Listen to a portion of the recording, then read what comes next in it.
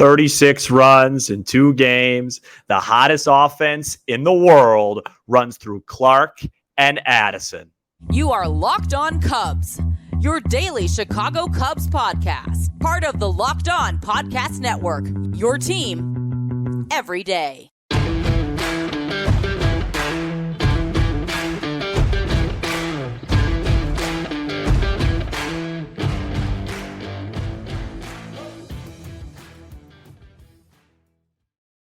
You are Locked On Cubs, part of the Locked On Podcast Network, your team every day. I'm Sam Olber. As you can see, Mr. Cozy is not here. He was at the Cubs game tonight.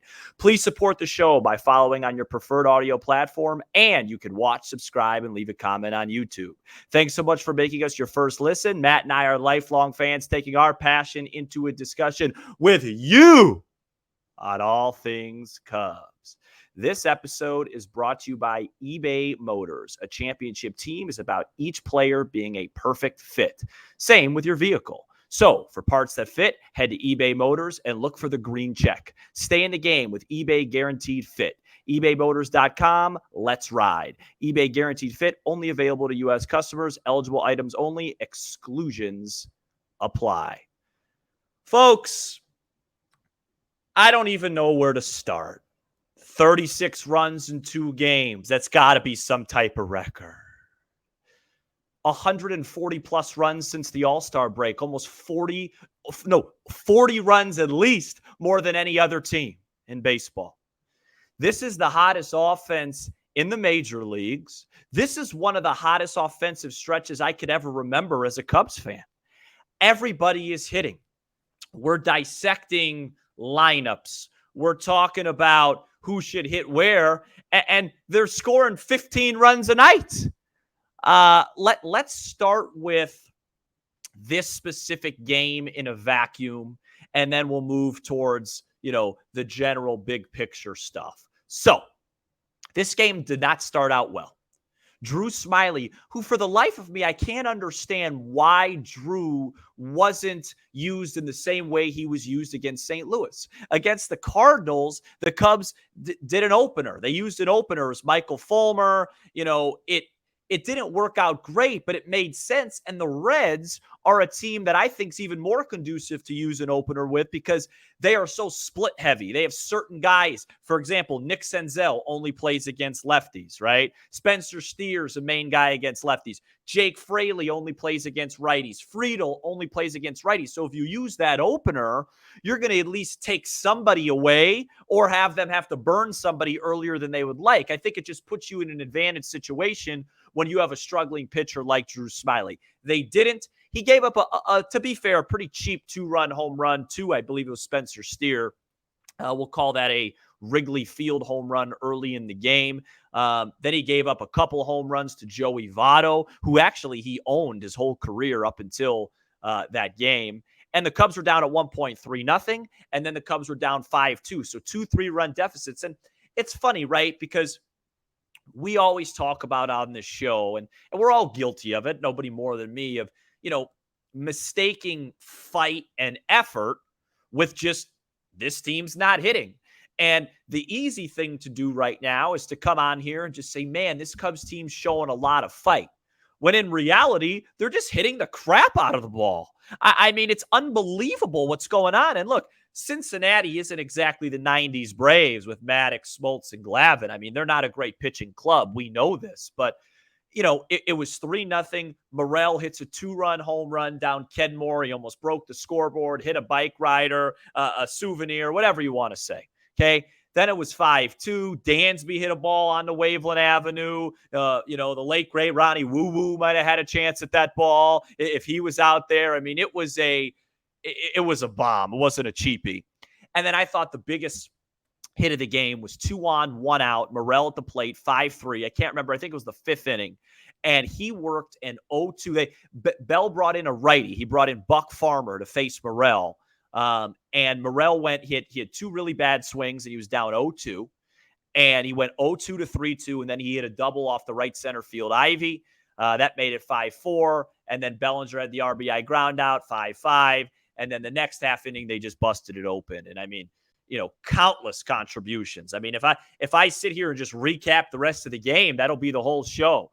Suzuki hit a homer off a position player. Happ hit a homer righty and lefty, one of them off a position player. But like I said, Happ's starting to show signs. Jan Gomes had a big hit. It was only one hit, but it was a big hit. Michael Jordan Talkman came off the bench with 2 rockets. I thought Michael Fulmer was really big in this game. He really kind of put out the fire. He kept the Reds at 5 for a while. And give a guy like Fulmer credit, right? I mean, he was a guy before the season that was supposed to be an 8th, 9th inning guy. And he has kind of turned into a pretty reliable middle reliever that is really tough on right-handers. And he's been used appropriately by Ross. And I thought he was really good in this game and deserved the win. And yeah, that's pretty much the game. I mean, they scored 16 runs. They've dominated. The first game of the series, they lost by 1. It was a game that they probably should have had. And Milwaukee also lost today to the Nationals. So the Cubs gained a game on everybody. So as I pull up the up-to-date standings live right now, your Chicago Cubs are just 3 games out of the division.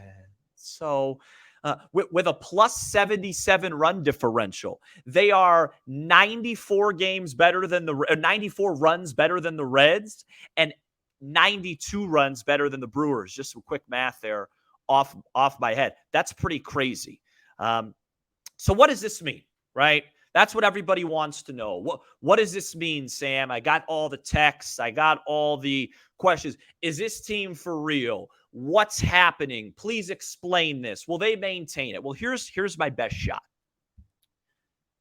This team was never as bad as they were playing in May. We all knew that, right? And we preached that on the show. Are they as good as they are now? No, of course not. No one's as good as 16, 17 runs a game. Most of the time in sports and life, you're never as good as you are at your best. You're never as bad as you are at your worst. You're always somewhere in between. They're much better than they were in May. The question for this team going forward is going to be, can they win enough close games to win this division? Right? That's really what it's going to come down to. Because the Cubs, and that's a little teaser, I'll get to that later, but the Cubs have blown out a lot of people. They statistically now have to have one of the best offenses in baseball just off the last week. So let's talk about the turnaround. The number one thing, you can't talk about the month of July and now these few games in August for the Cubs, or even the second half without Cody Bellinger, right? He was a little bit quieter in this specific game, but we said on the show, we all knew if the Cubs were going to do something special this season, one of their guys had to turn into a star. Right? A star, not a nice player, not high war, a legit star. And since July 1st, Cody Bellinger has been the best player in the National League and probably outside of Ohtani, the best player in baseball. That's just a Sam Olber fact right there. It's not an actual fact, but I'm saying it is, okay? He won Player of the Month for July. He's not striking out at all. His approach is great. He plays a great first pace. He plays a better center field. His emergence as a star has taken this team into serious consideration, and I guarantee you that was a big convincer for Jet. The second thing is all the complementary pieces, right? Morel, Talkman, a little bit of Madrigal. Dansby, since Dansby's injury was a really big deal. They missed him. Since he's come back from the IL, what's their record? I'll do it in my head real quick. He came back Saturday against the Cardinals, so they won that game. They've lost 2 games since he's been back from the IL. 2. And he's hitting. And that power stroke that we all talked about felt like it was coming. It's there for Dansby, right? The bullpen overall has been very solid. Just talked about Fulmer, Merriweather, Leiter, Alzolay, a little bit of Palencia as well. Those guys have all delivered. It's all kind of been a team effort, but it's centered around the offense. And they're very serious right now. What I would suggest doing as a fan, and this is just a suggestion, you're allowed to fan the way you want to fan. I don't care what you do. What I'm going to do is I'm going to look at this 2 ways. The first way is I want to win this thing, man. I want to win this division. I don't care about next year. The next year is not promised to anybody. I believe at the bottom of my heart that the Cubs are better than these two teams that they're chasing. I believe that. But they got to chase 3 games and find a way to prove that and then some, right? They dug themselves a little bit of a hole. I want to see them do it. I think they can. On the other hand, I'm going to be grateful that it is now August. The deadline is over. And the Cubs have, oh, by the way, Mr. Candelario, who since he's gotten to the Cubs the last 2 games has made 1 out. 1 out. Right? How fun is that? You go add the best rental bat on the market. He comes in and goes 8 for 9. Holy Moses. The lineup just doesn't have any holes, guys. Like that's what it is right now. Early in the year, you had Hosmer and Mancini. And then when you had one of the other guys struggling, and then Barnhart, there was a lot of holes. Suzuki was struggling. Now you look at it, if you just go position by position, catcher, Gomes has it wrapped up. Third base, Candelario / Madrigal. You feel really good about Candelario, and Madrigal's been fine. Dansby at short, one of the best in the business at his position. Nico at second, one of the best in the business at his position. First base, it's either going to be Candelario or Bellinger. That's really an elite offensive player right now. Right field's going to be Suzuki. Maybe he'll get going after today, still a little bit of a weak point. Or Tauchman. He's been excellent. Center field's Bellinger or Tauchman. Excellent. Left field's Happ, above average production. There's no holes. They just got to figure out the pitching. We're going to talk about Strowman in a little bit, and the close games, which we're going to talk about in a little bit. But look, man, be excited about it. Enjoy it. Have fun with it. It's a fun ride. And I firmly believe this. I don't know if they're going to win this thing, but I don't believe they're going anywhere anytime soon. So this is really fun. We're going to talk about Strowman. We're going to talk about the Brewers and Reds next. But first, this episode is brought to you by Sleeper. Sleeper is a fantasy sports plus real money gaming app focused on bringing people together through sports and gaming. Sleeper has been the fastest organically growing fantasy platform in the world, with over 5 million active users in 2022. At Sleeper, it's not just about sports. It's about building personal connections and lasting memories. Sleeper is now offering up to 100 times payout for up to 8 pick contests. Choose as many as 8 players that you like and pick more or less on your favorite baseball stats like home runs, strikeouts, hits, and more. Use promo code LOCKEDON and you'll get up to $100 match on your first deposit. Terms and conditions apply. See Sleeper's terms of use for details. Currently operational in over 30 states. Check out Sleeper today. The Cubs play the Reds at 7:05 p.m. Central Thursday, and you can listen to every pitch with the Cubs hometown broadcast on SiriusXM. The SXM app, search the Cubs or tune in to channel 844 and catch the Cubs all season long on SiriusXM. Okay, so let's talk about who the Cubs are chasing, right? I think we're there now. I think the official scoreboard watching stuff is there. And people want to say, Sam, you just talked about how great the Cubs are and how much better you think they are than these two teams. So why are they trailing them? It's very simple, right? It's very simple. Coming into Wednesday night, in games decided by 2 runs or less, the Chicago Cubs are 15-24. The Cincinnati Reds are 37-26, and the Milwaukee Brewers are 30-24. That's it. Right there. That's what's canceled out the run differential. That's why the Cubs are 3 games back. If the Cubs can win enough close games down the stretch, I don't see a path, as Matt would say, for them not to come back and do this. That's what it's going to be.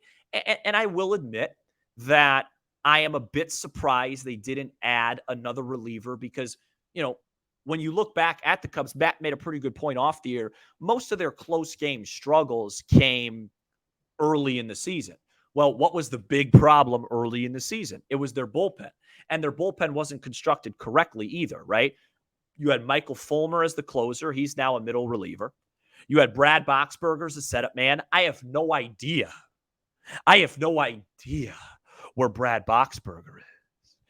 Keegan Thompson is in Iowa. That was your 7, 8, 9. It's a completely revamped bullpen. And I think there's a little bit of blame that needs to be put on the Cubs there. You got to do a better job of identifying roles sooner and faster. I think we all felt like Adbert was the best reliever on this team at the end of April. He should have got this job a little bit sooner. But, when you're talking about close games, you're talking about defense, and you're talking about pitching, and you're talking about the right lineup decisions and the right in-game decisions. Defense overall has been pretty good for the Cubs. I think their problems have been at the corners. That should be no more with Candelario and Bellinger now. We know how I feel about Ross on the margins, but it is what it is at this point. They're going to need to pitch really well. The Reds, even though it didn't show up in Wednesday night's game, have a pretty good bullpen with one of the most dominant closers in the league in Alexis Diaz. And Milwaukee has, even though he blew a game on Wednesday, one of the most dominant closers of the last few years in Devin Williams, along with Payamps and just elite relievers.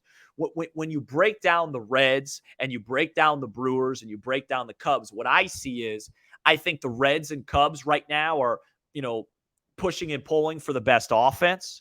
I think the Brewers have the best overall starting pitching. I think the Cubs and Brewers are close for best defense. Where the Cubs are, the question mark is the bullpen. That's where they're really going to have to be solid down the stretch. And if they could do that, and they can win just enough. I'm not saying you got to win every close game, because if they keep hitting like this, they're not going to have that many. Just win 3 out of every 5 one-run game the rest of the way. One-run games. Jeez, figure it out. It's late.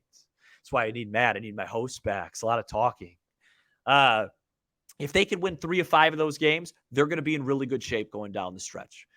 It's fun to talk about a divisional race. Let's transition into some news and notes. I think the big news of the day was Marcus Strowman was put on the IL with hip inflammation.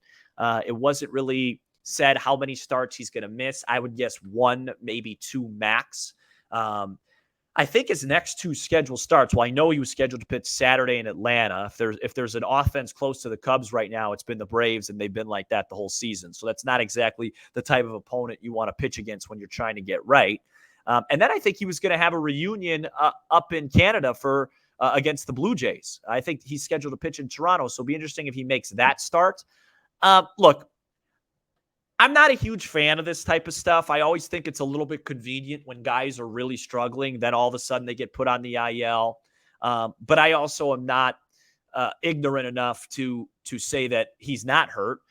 Maybe it was a nagging thing. I always think these type of stints are more of just as much, I should say, as a mental break as they are a physical break. But the one thing I know is this: the Cubs aren't going to win this division unless Marcus Strowman figures it out. Unless Jameson Taillon continues to pitch otherworldly, which we'll find out if that can continue on Thursday. But assuming Taillon comes back down to earth a little bit, the Cubs are going to need Marcus Strowman. So hopefully he can do whatever he needs to do to get right and contribute. And that'll really help them, him coming back. On Saturday, my guess is it'll be either Assad or Wisniewski pitching for him. Very tough assignment. Very tough to pitch against that team. But, that's what you got to do. Both those guys have been really good lately. The Braves have probably never seen either of them. So, maybe that will help things out. But it's really exciting stuff right now. I have this tendency to kind of live in the past, right? And I always in my head, they win tonight, and I'm thinking, man, if they could have just won game X, Y, and Z, they'd be right here. And that's not the right way to do it, right? It is a long. Now you could say it's a 162 game season.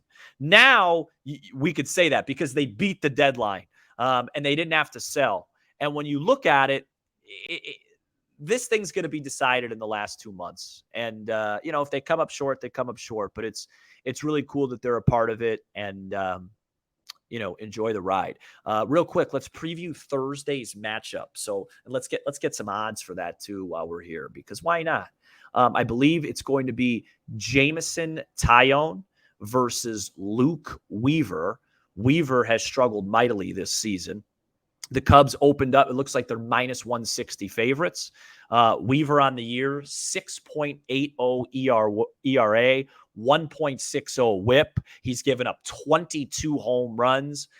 everything suggests that this should be another pretty high-scoring game, and everything suggests that the Cubs bats should be really ready to go. You never know. It's baseball. I think the weather's supposed to be similar, so it should be a pretty high-scoring game. And it's a really big game for the Cubs. Like, that's the one thing. As great as these 2 wins have been, they're only worth 2. You don't get extra points for scoring 1,000 runs. You really want to win 3 out of 4 and give yourself a little cushion in case you don't win 2 out of 3 against the Braves, who are just, mauling everybody right now. And then, I love talking schedule. So after Atlanta, I believe the Cubs go to New York. They play the rebuilding Mets. How funny is that to say? Then Toronto, and then it gets easy again. Then it's something like the Sox, the Royals, the Tigers, the Pirates. I think all 4 of those are consecutive. So that's where you're going to be able to really eat and do your thing. So awesome stuff, guys. I think for Friday's show, we're going to be doing a crossover. So it'll be me and the Cincinnati Reds Locked On host, Jeff Carr. I think we're going to do a little show together. So, he'll give his perspective of the Cubs. I'll give my perspective of the Reds. We'll do some fun stuff. And then for Monday's show, the honcho, the man in charge, will be back, Matt Cozy. He is enjoying the last gasps of his summer, going to games, having fun. Good for him. And I will get out to Wrigley at some point soon. This team has earned the right for me to purchase a ticket. My work tends to slow down here in a couple of weeks. And when that happens, I'll probably find myself at Wrigley Field, maybe for a game against the Pale Hose, against the South Side. I won't recognize anybody on that club, but I still would like to go. So that's it, guys. We will see you on Friday. It's really fun stuff, man. Shout out to the everydayers who are with us all 5 episodes throughout the week. And you could become an everydayer by checking us out each and every weekday. Be sure to hit that subscribe button for Locked On Cubs on YouTube and smash the like button for the algorithm. We are also on Apple, Spotify, and wherever you get your podcasts and streaming on SiriusXM. I'm Sam Olber, and this is Locked On Cubs. Go Cubby!